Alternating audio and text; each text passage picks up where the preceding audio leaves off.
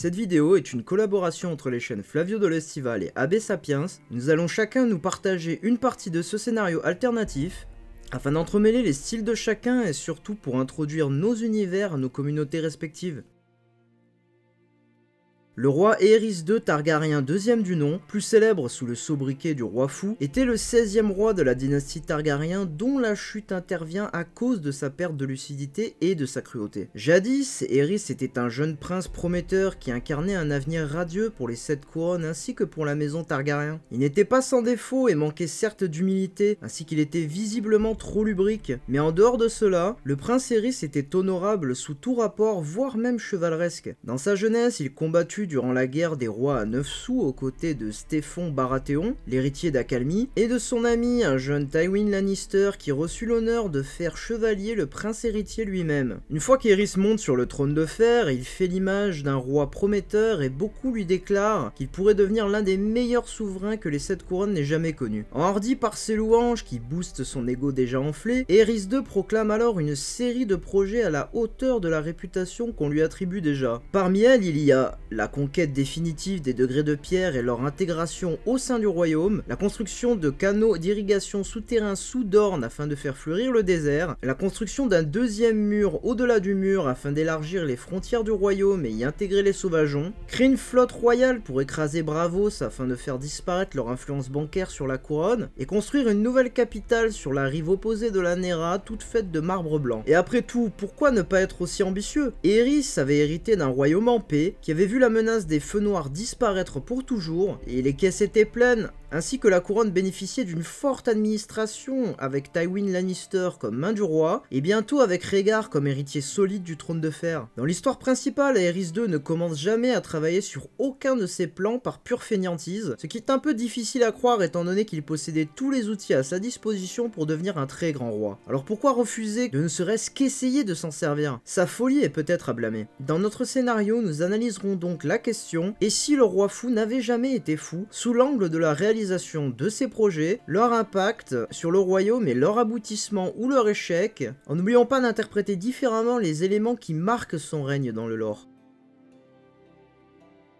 Les derniers vents frais de l'hiver tombaient sur Port-Réal, et une colombe blanche arriva pour signaler la fin de celui-ci. Bien que le jeune roi Aerys II avait hérité d'un royaume en paix, celle-ci était encore nouvelle après la fin de la guerre des rois à 9 sous, et la rébellion écrasée des règnes et des Tarbeck dans les terres de l'Ouest. Prenant conseil auprès de sa toute nouvellement nommée main du roi Tywin Lannister, ainsi qu'auprès du grand maître Pycelle, Aerys gagna en sagesse et perdut en impétuosité, se concentrant d'abord à faire prospérer le royaume au début de son règne, avant de lui demander de s'investir dans ses plans, ayant pour but d'améliorer la vie de tous, ainsi que de redorer l'image de puissance et de bonté de la maison Targaryen. Inspiré par ses prédécesseurs, leurs victoires ainsi que leurs erreurs, il se décide à nommer son conseil restreint. Après tout, il aurait besoin d'hommes compétents et loyal s'il se devait à se lancer dans autant de projets de longue haleine. Après avoir consulté les archives du Donjon Rouge, le roi eut alors l'initiative de nommer chacun des seigneurs suzerains à son conseil restreint. Tywin, le Lord Lannister, était déjà main du roi. Stéphon Baratheon fut nommé maître de la guerre pour son expérience dans les degrés de pierre. Mace Tyrell fut nommé grand argentier pour la richesse et les denrées que sa famille fournissent à la couronne. Lord Rickard Stark fut nommé maître des lois pour la réputation d'honorabilité de sa maison. Le prince Doran Martell, à qui Aerys promit de marier son premier fils une fois né avec une de ses filles, comme maître chuchoteur, ainsi qu'il propose à Quellon Greyjoy, le père de Balon Greyjoy, la position de maître des navires qu'il accepte après une longue considération, en échange du contrôle partiel des degrés de pierre une fois conquis. Le roi allait avoir besoin de l'expérience marine des Fernets pour contrôler le détroit. Les seigneurs Arryn et Tully furent également invités à rejoindre le conseil en tant que conseillers privilégiés de la couronne, le but de cette manœuvre étant aussi de s'assurer la compétence des lords suzerains du royaume, mais également de leur proximité et de leur loyauté. En effet, le but d'Aerys est également d'unir les royaumes afin de créer un sentiment d'appartenance unitaire autour du roi de la Maison du Dragon. Il en était ainsi pour éviter de possibles rébellions. La relation des seigneurs avec la couronne était tendue depuis le règne d'Aegon V du nom, qui a promulgué beaucoup de décrets pro-paysannerie qui réduisaient le droit des seigneurs sur leurs serfs. Et Aerys aurait pu lever ses lois afin d'apaiser les seigneurs, mais choisit à la place d'imposer son autorité, sûrement par pure arrogance. La présence des grands seigneurs à sa cour suffira pour les calmer. Beaucoup viendraient avec leur famille. Si jamais les choses tournaient de mal en pis, eh bien, il lui suffirait de prendre les seigneurs et leur famille en tant qu'otages. Pour l'instant, les efforts du règne d'Aerys II se concentraient sur stabiliser le royaume et préparer ses multiples plans. Le plan dornien et nordien devrait atteindre respectivement le printemps et l'été, et la conquête du détroit se fera dès que la flotte royale, dont la supervision reviendrait au Velaryon, sera terminée. En attendant, Aerys II devait se concentrer sur faire naître un héritier, ainsi que celui de rester fidèle à sa sœur épouse, la reine Rhaella. Ayant été mariés jeunes l'un à l'autre dans la tradition targaryenne, l'on ne peut pas dire que leur mariage ait été fait d'amour. Néanmoins, si Rhaella devient une reine effacée et mélancolique dans le lore, c'est parce qu'elle est la première à souffrir en silence de la folie d'Aerys. Ici, un Aerys avisé l'encouragerait à être une reine ouverte et présente, une tâche qu'elle accepterait de remplir, dépossédée du chagrin qu'il est censé lui provoquer. Elle devient le diplomate du couple royal, s'inspirant de celui que formaient la bonne reine Alysanne et le roi Jaehaerys Ier du nom. Rhaella participait aux pérégrinations royales, aux tournois, aidait les maisons nobles à conclure des mariages entre elles, les rapprochant ainsi de la couronne, assistant même à certaines réunions du conseil restreint où elle était libre de donner son avis. Et Aerys, quant à lui, était soit d'accord avec elle, soit était prêt à se disputer ardemment pour un rien. Leur manque d'affection poussa tout de même Aerys hors de son lit marital, ainsi que potentiellement dans celui de Joanna Lannister, la promise ainsi que la cousine de Tywin. Rendu furieux par les rumeurs qui se propageaient sur leur affaire, Tywin ravala sa fierté jusqu'au moment où il aurait besoin de faire pression sur le roi. Et Aerys, découvert dans son adultère, fit une marche de repentance jusqu'au septuaire de Baelor, et promet alors de ne plus jamais coucher avec nul autre que la reine. Rhaella veut qu'il suit désormais à la lettre. Les années passent et le roi prend en maturité avec la naissance de Rhaegar, suivi de celle de Viserys plusieurs années plus tard. La reine est enceinte de Daenerys et Rhaegar est devenu un leader capable, ainsi qu'un fin diplomate comme on le connaît. La défiance de Sombreval ne s'est jamais produite vu qu'Aerys II n'était pas assez fou pour aller lui-même écraser cette rébellion mineure, et c'est Tywin Lannister qui a procédé à l'extermination de cette maison, comme pour les pluies de Castamere. Sous l'égide de la flotte royale terminée, le détroit était sécurisé et les 7 couronnes y régnaient en maître, diminuant l'influence des cités libres sur les rives d'Essos. Le printemps arrivé, il était temps pour le roi de mettre en œuvre ses plans. La conquête des degrés de pierre fut lancée, sous le commandement du lord Lucerys Velaryon, et appuyé par le nouveau maître des navires Balon Greyjoy qui a succédé à son père, les garnisons de l'archipel étant composées principalement d'une poignée de pirates désorganisés, ne ferait pas le poids face à leurs forces combinées. Aussi, bien que le roi comptait sur les capacités diplomates de son fils et héritier Rhaegar, afin de gérer le détournement de 2 rivières du Bif et de Terre de l'Orage pour alimenter Dorne, il choisit cependant de partir avec les 20 000 hommes que le roi détacha au nord du mur, en passant par Winterfell, afin de lancer la construction du 2e mur, celui-ci fait entièrement de pierre et non de glace, ainsi qu'il se chargea de confier son message au roi d'au-delà du mur, et Aerys accepta en rechignant. Qui sait ce que Rhaegar pouvait bien avoir à l'esprit. Depuis la fenêtre de la Tour de la Main, Tywin Lannister observe le détachement militaire accompagnant le prince héritier Rhaegar Targaryen en direction du Grand Nord. Quelle idée absurde, pense-t-il. Vouloir construire un second mur. Néanmoins, telle est la volonté du roi, malgré les tentatives de Tywin de l'en dissuader. Le vieux lion se tourne alors vers son bureau sur lequel s'est accumulé des documents royaux et les décrets à examiner. Puis, il porte son regard sur une missive reçue plus tôt dans la journée. Il s'agit d'une lettre de son fils Jaime, alors régent de Castral Rock en l'absence de son père, qui l'informe que la sépulture de sa mère, Joanna Lannister, a bien été achevée. Cela fait quelques années que Tywin a ordonné la construction d'un tombeau digne de la seule femme qu'il ait jamais aimée. Maintenant que c'est chose faite, il peut songer à autre chose. Premièrement, sa proposition de mariage entre Viserys Targaryen et Cersei Lannister, afin d'assurer sa position de main du roi, et également de faire taire définitivement les rumeurs sur le roi Aerys et sa défunte épouse. Ensuite, demeure la question de Tyrion. S'il n'était pas si loin de Castral Rock, le vieux lion l'aurait probablement fait disparaître lui-même. Pour autant, son fils aîné Jaime semble avoir une affection pour le monstre de Castral Rock. Qu'à cela ne tienne, il faudra composer avec. Enfin, c'est un tout autre problème qui inquiète Tywin, le départ de Rhaegar pour le nord. Il ne peut s'empêcher de se demander la raison qui pousse le prince héritier à un tel voyage, en délaissant ainsi sa femme, Elia Martell, et ses enfants. Pour le régent des terres de l'Ouest, quelque chose se trame dans les intentions de Rhaegar. Aussi, la main du roi s'est assurée de le faire suivre par quelques espions afin de s'assurer que l'héritier du trône ne fasse rien de stupide ou d'inconsidéré. Après tout, Tywin doit déjà composer avec l'idiotie d'Aerys, il ne va pas en plus s'infliger celle de son fils. Sortant de ses songes, la main du roi s'empare des documents royaux et se dirige vers la salle du conseil restreint. Il y a beaucoup à faire, surtout avec les projets toujours plus ambitieux et déments du roi. L'irrigation de Dorne ne se fera pas toute seule. Tywin a conscience qu'un tel chantier demandera une quantité d'or que lui-même ne peut pas prêter à la couronne. Il va falloir se tourner vers la banque de fer de Braavos. Non pas pour emprunter, mais pour la conquérir. Après tout, le roi Aerys II a été clair sur son ambition de s'emparer de la cité maritime. Tywin le sait, ce ne sera pas une guerre gagnée d'avance, en particulier si les autres cités libres s'unissent contre les 7 couronnes. Néanmoins, la main du roi reste un redoutable stratège. Il sait qu'avec une marine suffisamment puissante, il aura la supériorité numérique une fois les troupes débarquées sur Essos. Le vent souffle contre les pierres noires de Winterfell. La lune est haute dans le ciel et éclaire de son reflet la fenêtre de la chambre de Lyanna Stark.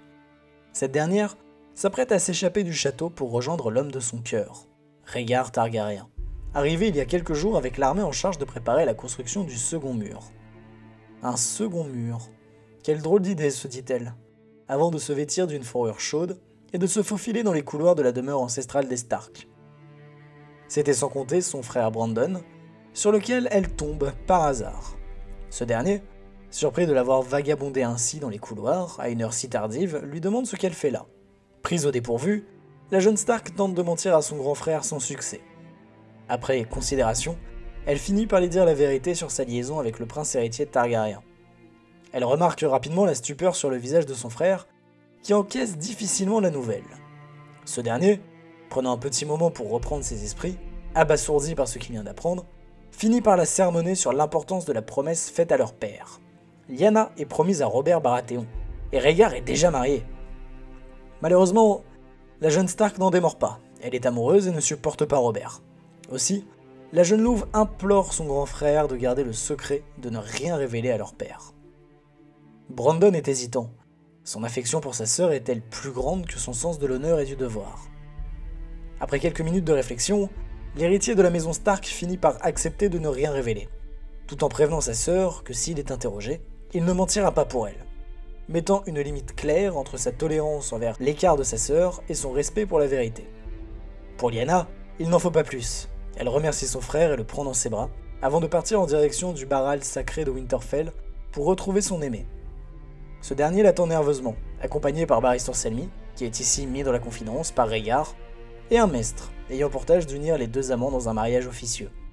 Cependant, bien à l'abri des regards, le petit groupe n'a pas conscience d'être observé par l'un des espions de Tywin, stupéfait. La cérémonie de mariage se déroule sous le regard des anciens et des nouveaux dieux. Lyanna échange un baiser avec Rhaegar, se liant à lui à la vie comme à la mort. Une scène touchante d'un amour sincère qui condamne pourtant un royaume devenu prospère à une instabilité certaine. Mais pour l'heure, cela n'a aucune importance, pour les deux amants qui profitent d'un moment qui n'appartient qu'à eux.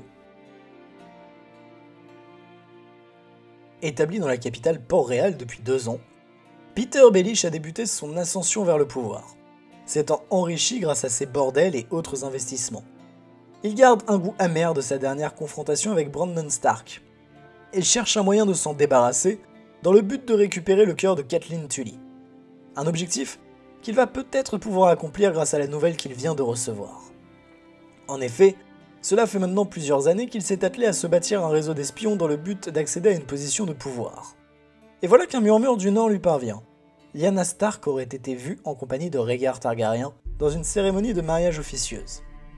Pour Littlefinger, c'est une véritable opportunité, celle de débuter une guerre, entre les Baratheons et les Stark. Une guerre qui pourrait coûter la vie à ce cher Brandon, et par la même occasion libérer Catelyn de son mariage. Il suffirait d'une petite étincelle pour débuter un conflit qui lui profiterait durablement. Il peut déjà l'imaginer. Une rébellion réunissant Dorniens et Baratheons contre Stark, Targaryen et Lannister. Peut-être même une guerre totale. Après tout, qui sait si les Tully et le Val resteront de loyaux alliés en apprenant qu'une Stark a brisé sa promesse de mariage, de même que le prince Rhaegar. Pour autant, si Littlefinger veut provoquer son chaos, il a besoin d'une preuve, Et s'il y a eu mariage, un maître devait être présent. Baelish va donc engager un petit groupe de mercenaires, afin de s'emparer du maître qui aurait officié l'union entre le dragon et la louve, afin d'obtenir une preuve irréfutable. Il va également tenter de débusquer les autres observateurs qui auraient pu être témoins de la scène. Après tout, s'il est au courant, la main du roi doit l'être également. Et il ne souhaite pas laisser à Tywin le premier coup de cette partie d'échecs qui s'annonce sanglante. D'ailleurs, Baelish décide de prendre l'initiative en engageant également un assassin ayant pour mission de s'en prendre à Elia Martell et ses enfants, afin de faire accuser Lyanna Stark et Rhaegar de la tentative. Pour cela, une fausse lettre cachetée du sceau Targaryen devrait suffire. La colère des Martell sera chauffée à blanc, et le roi Aerys se retrouvera dans une situation embarrassante.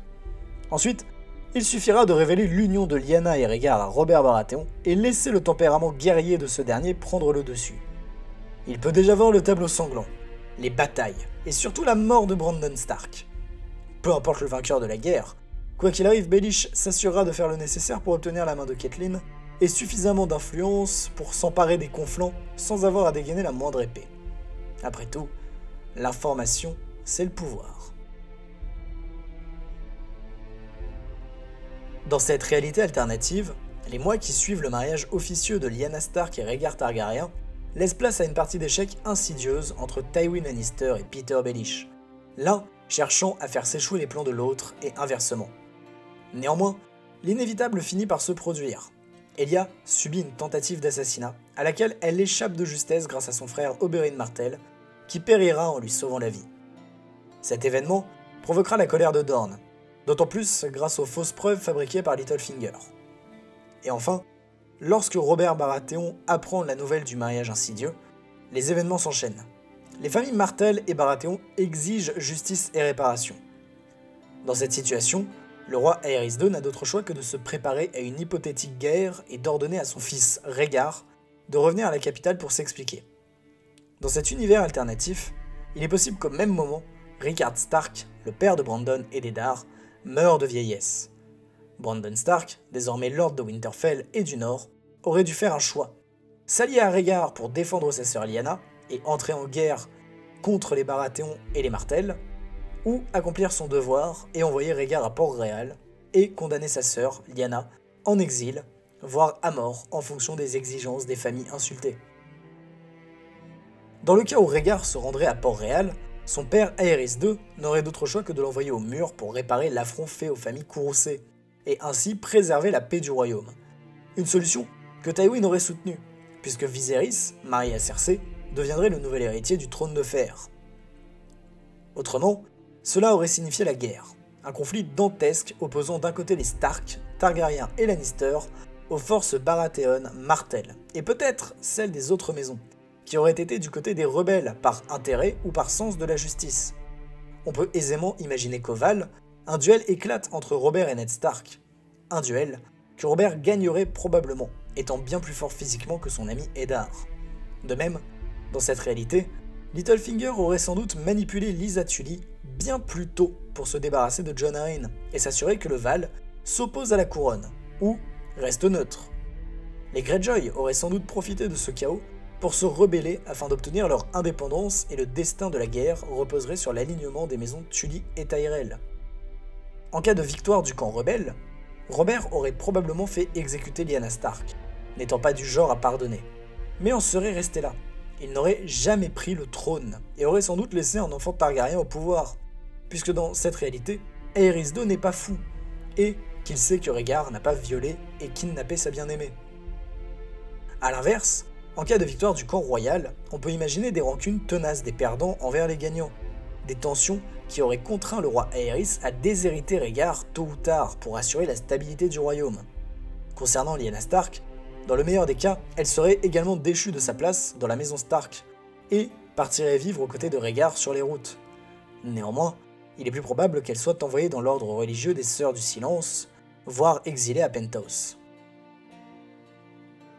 Voilà, c'est la fin de cette uchronie. Un grand merci à Flavio de l'Estival pour sa participation et son idée de scénario. Vous trouverez sa chaîne en description de la vidéo. Si vous avez des suggestions quant à l'issue de la guerre, décrite durant la vidéo, n'hésitez pas à la poster en commentaire.